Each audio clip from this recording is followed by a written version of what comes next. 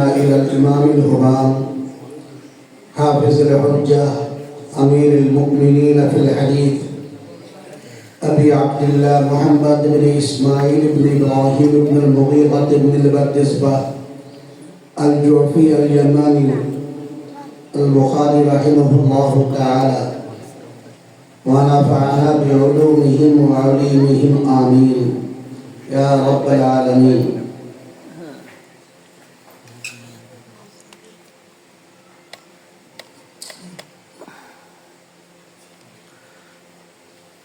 بسم الله الرحمن الرحيم.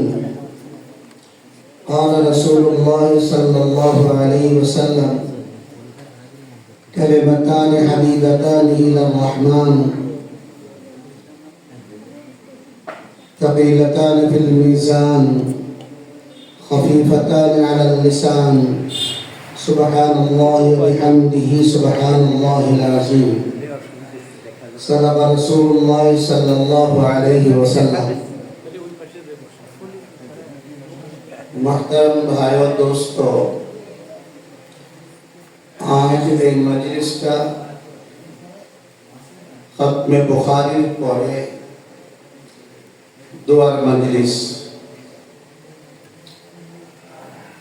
इता खत्म बुखारी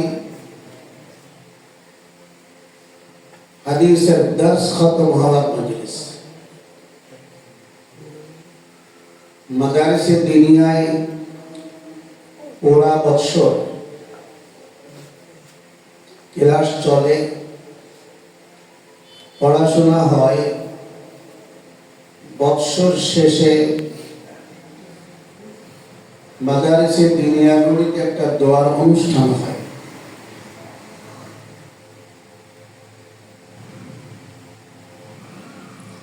এরপরে আর ক্লাস হয় না। সাধারণত ছাত্ররা পরীক্ষার প্রস্তুতি নেয়।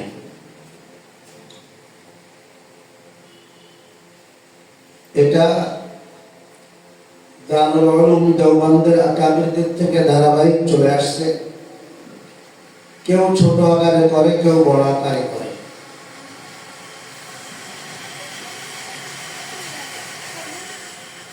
তো শেষ সবক হিসাবে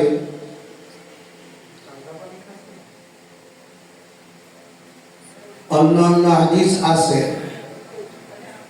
বরকতান বুখারী শরীফের একটা হাদিস অর্থাৎ শেষ হাদিসটা তেলাওয়াত করা হয়। তেলাওয়াতের ধারাবাহিকতায় তেলাওয়াত করা হয়। সব পড়ানো হয়, শেষ হাদিসটাকে রেখে দেওয়া হয় যে সবাই মিলে একটু দোয়ার ইন্তজাম করে এই হাদিসটা তেলাওয়াত করা হয়। মাদারিসে দুনিয়ার লাইনে যে কিতাবগুলি পড়ানো হয় তার মধ্যে হাদিসের কিতাব, হাদিসের মধ্যে বুখারী শরীফ। এই কিতাবটাকে সারা বিশ্বের উলামায়ে কেরাম কেন বেছে নিয়েছেন? বুখারী শরীফের মধ্যে তো অনেক লম্বা চওড়া সংখ্যার দিক দিয়ে হাদিস নাই। বুখারী শরীফের থেকে মুসলিম শরীফে হাদিস বেশি সংখ্যায়। অন্যান্য আরো কিতাব আছে। তাছাড়া দুনিয়ার বুকে যেগুলি দার্সে পড়ানো হয় না এমন এমন হাদিসের কিতাবও আছে, যে সমস্ত কিতাবে 40-50 হাজার হাদিস একত্রিত করা হয়েছে, লাখখানিক হাদিস একত্রিত করা হয়েছে। কিন্তু বুখারী শরীফ আল্লাহ তাআলা সারা দুনিয়াতে মকবুল আম করেছেন। বুখারী শরীফের যে সমস্ত হাদিসগুলি, তার মধ্যে যে কোন জায়গায় কোনো দুর্বলতা নাই এমন কিন্তু নয়। সব হাদিসের পরেই যে উম্মত আমল করে তাও কিন্তু নয়। মুহাদ্দিসিনদের ভাষায় যে সহিহ হাদিস বলা হয়, মুহাদ্দিসিনদের ভাষা যে সহিহ হাদিস, ইমাম বুখারী রাহমাতুল্লাহ আলাইহি প্রথম যে হাদিসটা এনেছেন, ইন্নামাল আমালু বিন্নিয়াত, মুহাদ্দিসিনদের ভাষার যে সিহাহ, এই হাদিসটা সহিহ না, এই হাদিসটা গরীব। কারণ এত সাহাবীদের মধ্যে বর্তমান হাদিসটা মাত্র ওমর ফারুক রাদিয়াল্লাহু তাআলা আনহু বর্ণনা করেছেন। এই হাদিস অন্যান্য যত কিতাবে বর্ণনা করা হয়েছে, যত কিতাবে আসছে, হুজুর সাল্লাল্লাহু আলাইহি ওয়াসাল্লাম থেকে শুধুমাত্র হযরত ওমর ফারুক রাদিয়াল্লাহু তাআলা আনহু বর্ণনা করেছেন। এর বাইরে কোন সাহাবী থেকে এই হাদিসটা পাওয়া যায় না। মাত্র একজন সাহাবী, বিদায় হাদিসটা গরীব।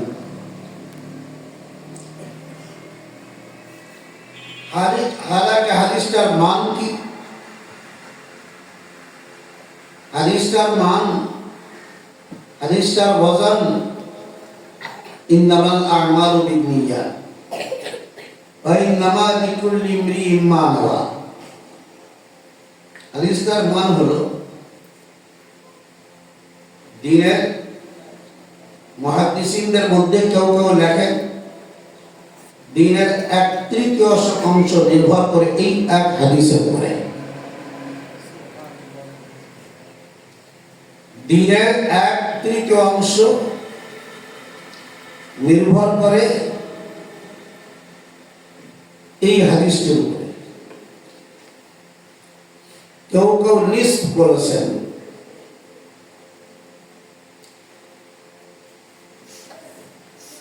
তলাবে আজিজ, উলামায়ে কেরাম,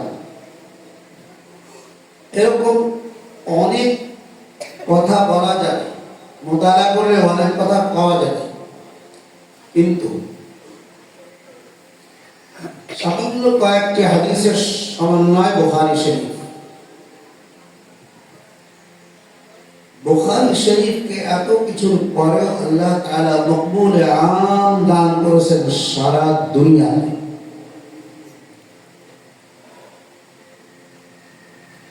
যে উস্তাদ বুখারী শরীফ পড়ান, তেনাকেই প্রধান মুহাদ্দিস বা শাইখুল হাদিস। দুনিয়া জোড়া শাইখুল হাদিস অনেক বড় শব্দ, অনেক সম্মানিত শব্দ। 20 বছর বুখারী শরীফ পড়াইলে সে শাইখুল হাদিস হয়, 50 বছর মুসলিম পড়ায় তাকে শাইখুল হাদিস বলা হয় না। যদিও দর্শের দিক দিয়ে, দর্শি হাইয়েসে তিরমিজির মান বেশি, হাদিসের কিতাবের হাইসিয়তের দিক দিয়ে মুসলিম শরীফের মান বেশি। তারপরেও শাইখুল হাদিস বলা হয় না।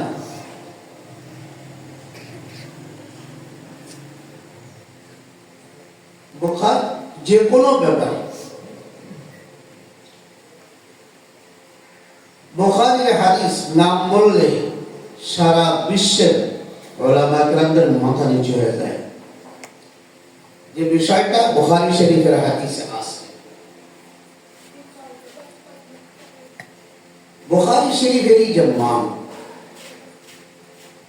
এই মানটা অন্যান্য আরো বড় বড় হাদিসের কিতাবের থেকে এই কিতাবে আল্লাহ তাআলা দান করলেন। এইটার মুহাদ্দিসিনে কেরাম অনেক কথা লেখে, যেমন অনেক কথার মধ্যে একটা লেখেন ইমাম বুখারী রাহমাতুল্লাহ আলাইহি আখলাকিয়াতের মধ্যে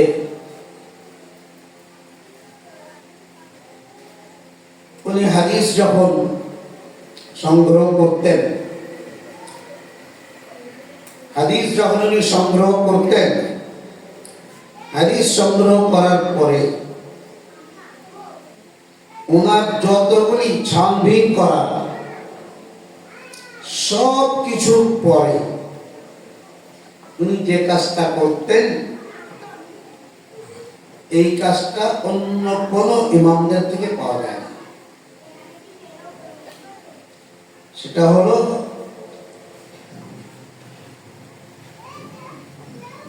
গোসল করতেন, 2 রাকাত নামাজ পড়তেন,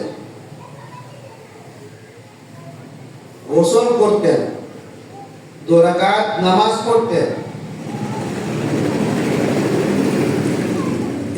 এরপরে মুরাকাবা করতেন।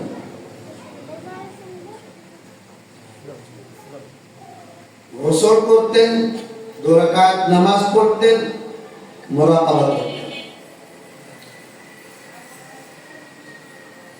মুরাকাবার মধ্যে যদি দিলে সাক্ষ্য দিত,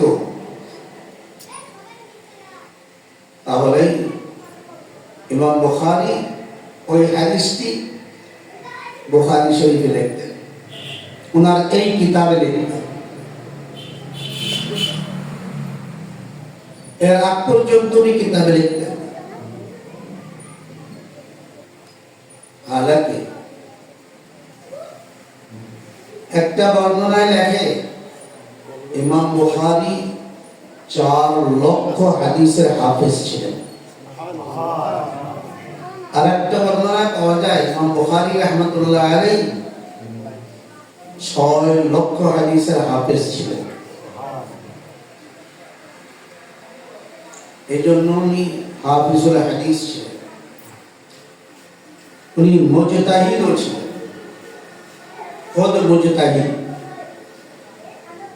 এইটাকে কোন মুহাদ্দিসিন একরাম তারতিব দিয়েছেন যে না, ওনার সংগ্রহে লেখায় 6 লক্ষ হাদিস ছিল আর 4 লক্ষ উনি হাফেজ ছিলেন, বাকি 2 লক্ষের উনি হাফেজ ছিলেন না, ওনার সংগ্রহে ছিল। 6 লক্ষ হাদিসের থেকে 6 লক্ষ হাদিসের থেকে মাত্র সব মিলায়া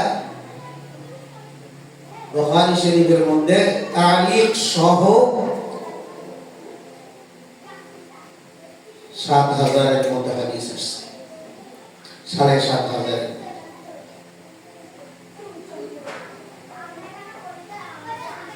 সব মিলায়া কোনো কাটছাট নাই, 7,500-এর মতো হাদিস আনছেন। এত লম্বা জহিরার হাফিজ, তার থেকে মাত্র এত কয়টা হাদিস এনেছেন। মূল বিষয়টা হলো, যেমন একটা আমরা শুনলাম,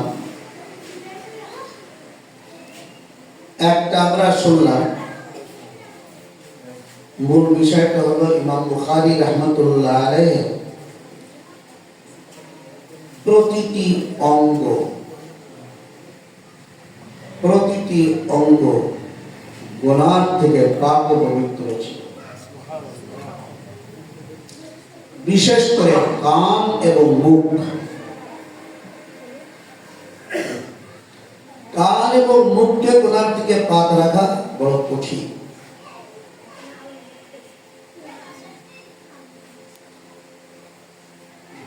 জিন্দেগিতে কোনোদিন গীবত করেন নাই ইমাম বুখারী রাহমাতুল্লাহ আলাইহি, জিন্দেগিতে কোনোদিন গীবত করেন নাই, জিন্দেগিতে কোনোদিন গীবত শোনেন নাই, মিথ্যা বলেন নাই, মিথ্যা শোনেন নাই। খুব ভালো করে খেয়াল রাখবেন, মিথ্যা বলেন নাই, মিথ্যা শোনেন নাই। শুনতে কান নাপাক হয়, বললে মুখ নাপাক হয়। কোনদিন মুখে একটা মিথ্যা বের হয় নাই, কানে কোনদিন একটা মিথ্যা প্রবেশ করে নাই, মুখে কোনদিন একটা গীবত হয় নাই, কানে কোনদিন একটা গীবত প্রবেশ করে নাই।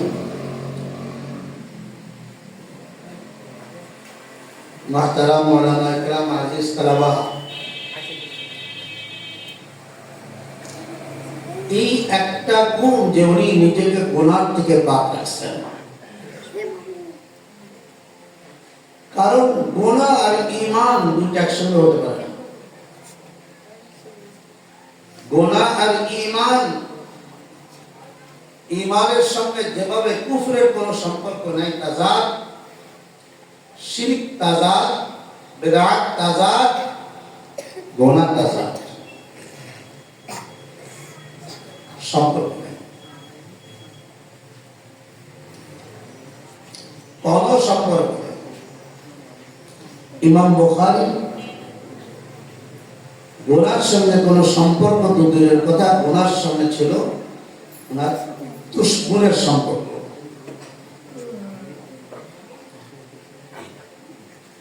আর একটা সিফাত ওনার, আর একটা সিফাত ওনার ইখলাস।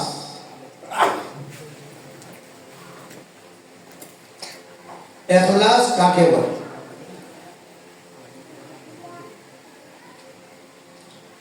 ইখলাস কাকে বলে?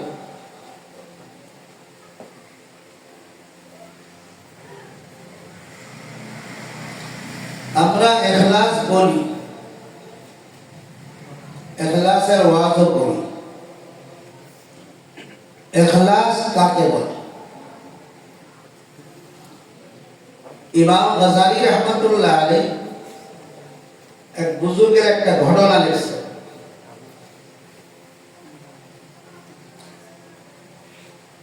আল্লাহ বান্দা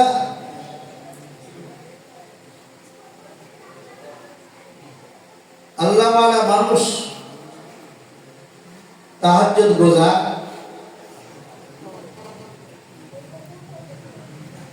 নির্ধারিত টাইমে উনি ওঠেন শেষ রাত্রে, শেষ রাত্রে নির্ধারিত টাইমে উনি ওঠেন।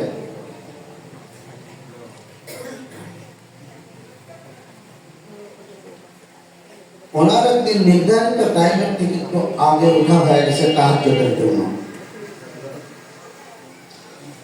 তাহাজ্জুদের জন্য উঠেন, কিন্তু নির্ধারিত সময় একটু আগে উঠা হয়ে গেছে। এখন যদি আবার শুয়ে পড়েন, তাহাজ্জুদ পড়তে পারবেন না, হয়তো ঘুম এসে গেলে দেরি হয়ে যেতে পারে। উঠে গেছে, তাহাজ্জুদ শেষ করছেন, 12 তাসবিহ জিকির আদায় করছেন, 12 তাসবিহ জিকির শেষ হয়ে গেছে, মুরাকাবা শেষ হয়ে গেছে, ফজরের ওয়াক্ত শুরু হয় নাই। যার কারণে জায়নামাজে এভাবে বসে থাকলে তো ঝিমুনি আসতে পারে, তন্দ্রা আসতে পারে। তো জায়নামাজে বসে বসে সূরা কাহা তেলাওয়াত করছে। সূরা কাহা যারা হাফেজ তারা জানেন যে সূরাটা আধা পারা। সূরাটা আধা পারা। তিনি হাফেজ ছিলেন, বসে বসে আধা পারা সূরাটা তেলাওয়াত করছে। আধা পারা কোরআন শরীফ তেলাওয়াত করার পরেও, সূরা কাহা তেলাওয়াত শেষ হওয়ার পরেও ফজরের ওয়াক্ত হয় নাই। ফজরের ওয়াক্ত যখন হয় নাই, তো জায়নামাজে বসে আছেন, বসা অবস্থায় তন্দ্রা আসছে। বসা অবস্থায় তন্দ্রা আসছে, তন্দ্রার মধ্যে স্বপ্ন দেখছে। স্বপ্নে দেখে যে আসমান থেকে সুঠাম একজন মানুষ, সাদা পোশাক, সবুজ পাগড়ি,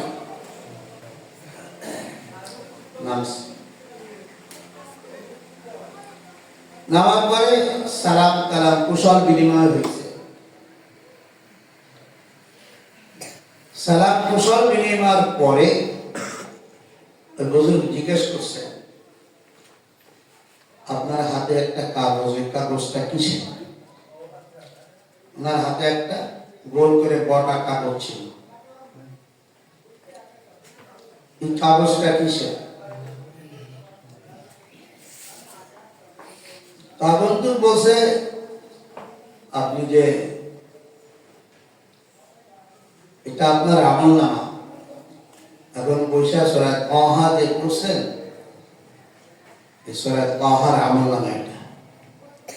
আমি কি দেখতে পারি? আপনার আমলনামা আপনি দেখবেন না কেন? হাতে দিছে, ওইটা খুলে দেখতেছে। ওরা দেখেন প্রতি অক্ষরের নিচে 10 নেকি লেখা। প্রতি অক্ষরের নিচে 10 নেকি লেখা, শুরু থেকে শেষ পর্যন্ত।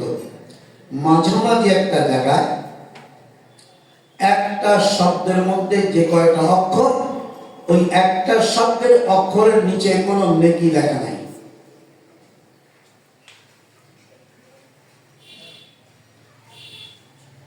বুজুর্গ পুরাটা দেখে বন্ধুকে জিজ্ঞেস করলেন,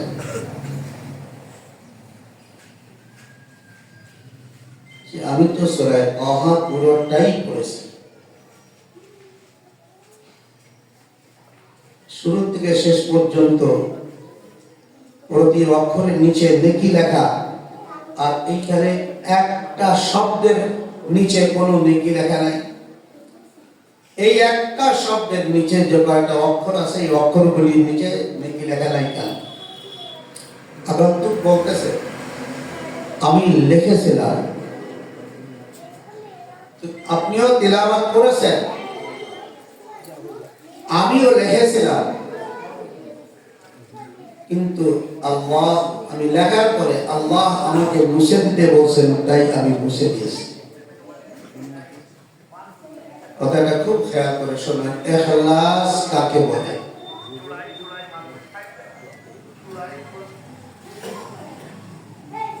আল্লাহ, আমি লিখেছিলাম কিন্তু আল্লাহ আমাকে মুছে দিতে বলেছেন, তাই আমি মুছে দিয়েছি। আপনি পড়েছিলেন, আমিও লিখেছিলাম নাকি, তারপরে আল্লাহ আমাকে মুছে দিতে বলছেন, তাই আমি মুছে দিয়েছি। বুজুর্গ জিজ্ঞেস করছেন কারণ? কারণ আপনি যতক্ষণ তাহাজ্জুদ করছেন, ততক্ষণ আপনার দিলের মধ্যে শুধুই মাত্র আল্লাহ ছিল।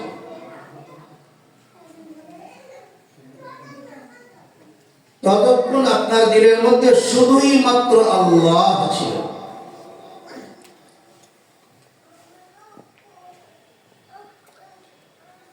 আপনি 12 মিনিট জিকির করছেন, ততক্ষণ আপনার দিলের মধ্যে শুধুই মাত্র আল্লাহ ছিল। আপনি সূরা তাহা তেলাওয়াত করতেছিলেন,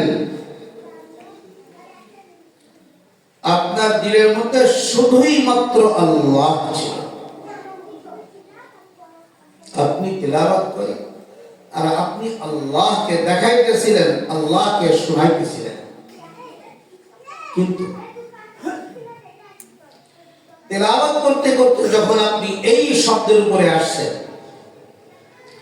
আপনার ঘরের পাশে রাস্তা, এই রাস্তা দিয়ে একটা লোক হেঁটে যাচ্ছিল, লোকটা হেঁটে যাচ্ছিল, আপনি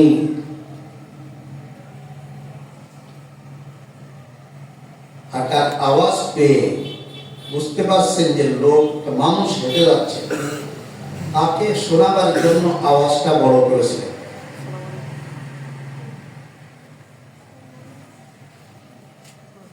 আমি রাত্রে ওটা কোরআন শরীফ পড়তেছি, সে শুনুক। ওই মানুষটাকে শোনাবার জন্য এতক্ষণ তো আপনার দিলে শুধুই মাত্র আল্লাহ ছিল। এইখানে আসা আপনি ওই মানুষটাকে শোনাবার জন্য আওয়াজ বড় করেছিলেন। লোকটা চলে গেল, আপনি ওই এই শব্দের পরে আবার যে আওয়াজ করতেছিলেন সেই আওয়াজে করতেছিলেন, শুধুই মাত্র আল্লাহকে শোনাচ্ছিলেন। আওয়াজ বড় করার কারণে আরেকজনকে শোনাবার নিয়ত করার কারণে আমার লেখা নাকি আল্লাহ তাআলা মুছে দিতে বললেন আমি লা শারীক, আমি আমার কোনো কিছুতে শরীক পছন্দ করি না। সব আমার জন্য করছেন, নাকি আমি দেব। এই শব্দ আমার সঙ্গে আরেকজনকে শোনাতে চাইছে, এই নাকি তার কাছ থেকে আনতে হবে, আমি দেব না। মুহতারাম,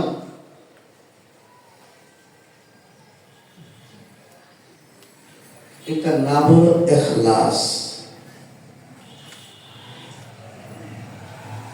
এইটার নাম হলো ইখলাস।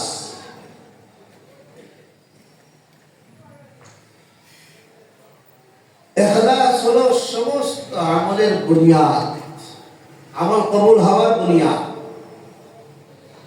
সারা জিন্দগি দৌড়াইলাম,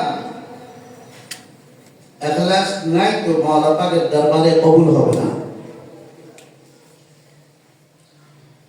মাওলা পাক তো দিল দেখবেন, দিল। মাওলা পাক দিল দেখবেন। মুহতারাম,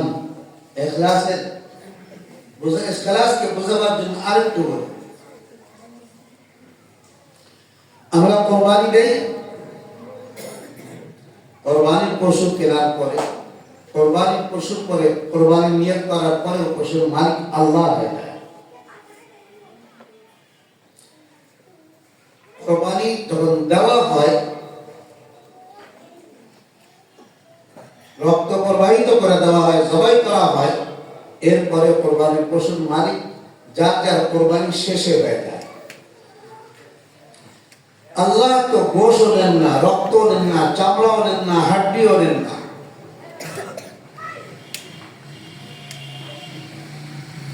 বান্দার নজর থাকে কোরবানির পশুর উপরে, বান্দার নজর থাকে কোরবানির পশুর উপরে, আর মাওলা পাকের নজর থাকে বান্দার দিলের উপরে।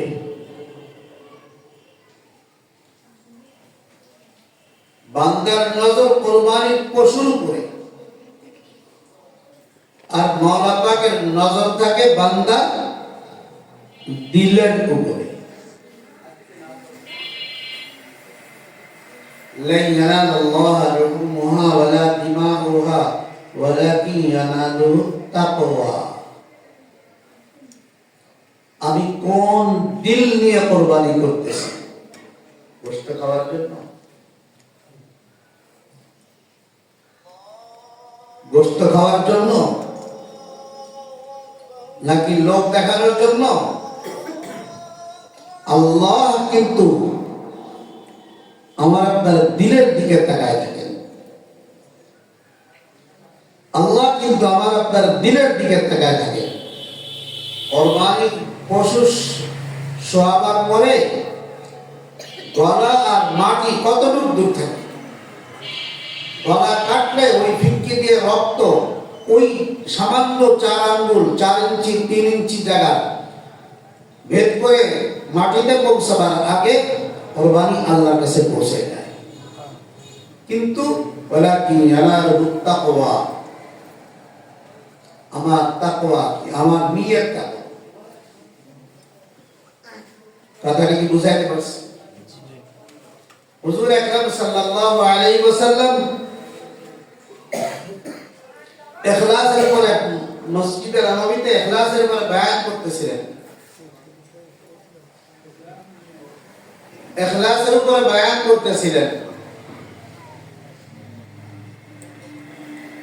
তো এক সাহাবী মাঝখান থেকে দাঁড়ায় বলতেছে, ইয়া রাসূলুল্লাহ সাল্লাল্লাহু আলাইহি ওয়াসাল্লাম, সবাই করি সাল্লাল্লাহু আলাইহি ওয়াসাল্লাম, আমি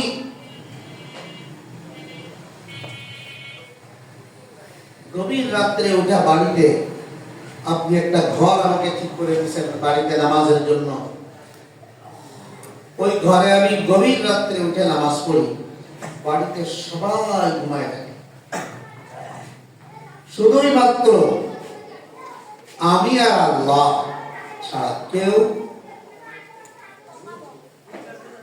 দেখেন আমার দিলে আল্লাহ থাকে, আল্লাহর নজর আমার দিকে।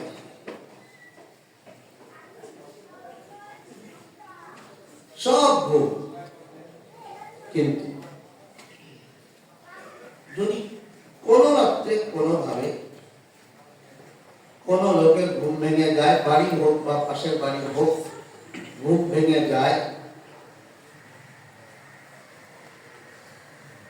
ঘুম ভেঙে গেলে আমি যদি বুঝতে পারি যে আমি নামাজে সে আমাকে দেখতেছে, আমার স্বাভাবিক যে দিলে ভালো লাগে তার থেকে অন্যরকম ভালো লাগে। আল্লাহ দেখতেছেন, আমি দেখতেছি, দিল বড় ইতমিনান সুকুনের দিলের সঙ্গে আমি ইবাদত করি। কিন্তু অন্য কোন মানুষ দেখতেছে, এটা যদি আমি বুঝতে পারি তাহলে আমার দিলের ভিতরে একটু বেশি ভালো লাগে। রাহমাতে আলম মুহাম্মদুর রাসূলুল্লাহ সাল্লাল্লাহু আলাইহি ওয়াসাল্লাম বললেন, ইখলাস হইল না। মানুষ দেখলে ভালো লাগবে কেন, আল্লাহ দেখলে ভালো লাগবে, ওইটুকু কিন্তু ভালো লাগে। ইখলাস হইল না। মাহতারাম, আমার সব কিছু ভালো হওয়ার জন্য, কবুল হওয়ার জন্য দুইটা কথা, আখলাক আর ইখলাস। আখলাক আর ইখলাস, এই দুইটা শব্দ বিশেষ করে তালাবায়ে আজিজ, উলামায়ে কেরাম, আখলাক আর ইখলাস। আখলাক মিথ্যা, গালি, ঝগড়া, গীবত, হিংসা, এসব আখলাকের পরিপন্থী বিষয়। আখলাক আর এগুলি এক হতে পারে। ইখলাসের মধ্যে আল্লাহ ছাড়া কোনো কিছু জায়গা নিতে পারে না। তো বলতেছিলাম, ইমাম বুখারী রাহমাতুল্লাহ আলাইহির মূল পুঁজি দুইটা জিনিস, সেটা হলো ইমাম বুখারী আখলাক আর ইখলাস।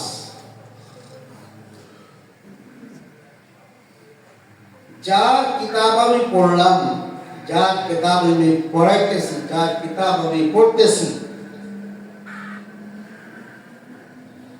আমি একদম উপরে যাচ্ছি না। হুজুর সাল্লাল্লাহু আলাইহি ওয়াসাল্লাম বা সাহাবায়ে এতদূর যাচ্ছি না, হিম্মত নাই, সাহস নাই। ইমাম বুখারী রাহমাতুল্লাহ আলাইহির সঙ্গে তুলনা করি, ওনার আখলাক কেমন ছিল, ওনার ইখলাস কেমন ছিল, তার জবান, তার কান, তার চোখ, তার দিল কেমন ছিল। আমি কি তার কিতাব পড়তেছি, আমার জবানটাকে আমি তার মতো বানাইতে পারছি, আমার চোখটা কি তার মতো গুনাহ থেকে হেফাজত করতে পারছি, আমার কান দুইটি কি তার মতো গুনাহ থেকে হেফাজত করতে পারছি, আমার দিলটাকে কি আমি তার মতো বানাইতে পারছি।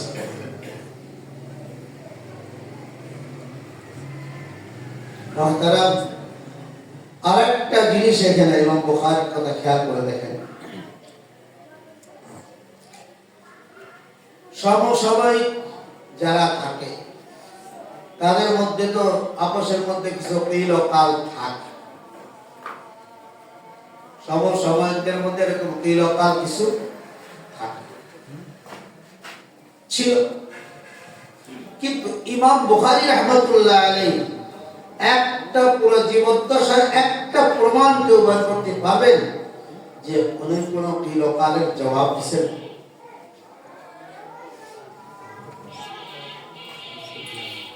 তার পুরো জীবনে যারা দুষ্কর্ম করছে, কিলোকাল করছে, ওনার জীবনে উনি একটা জবাব দেননি। কাছের কেউ, দূরের কেউ, আপন পর কে জবাব দেননি।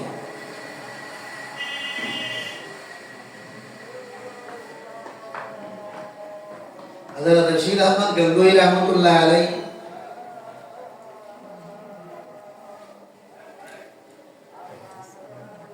ওখানে কিছু বেদাতিরা ছিল ওই সময়, খবরগুলো ওনার বিরুদ্ধে মাঝে মাঝে লিখত, লেখে সাবা সাবা বিলি করত,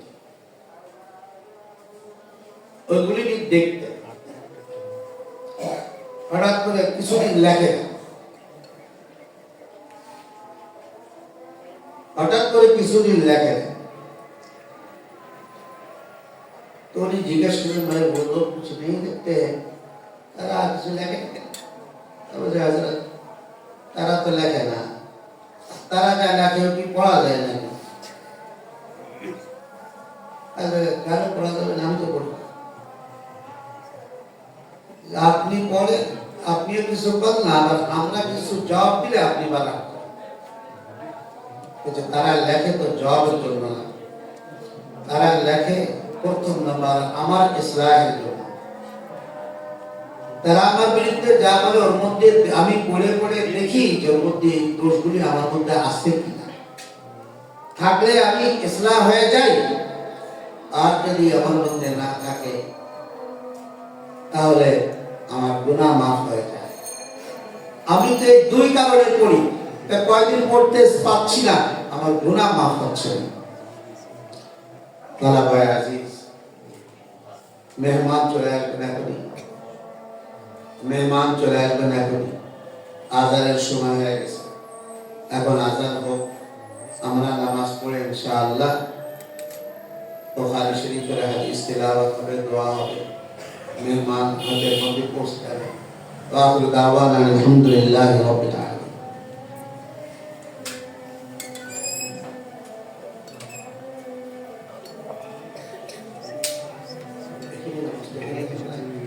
Jadi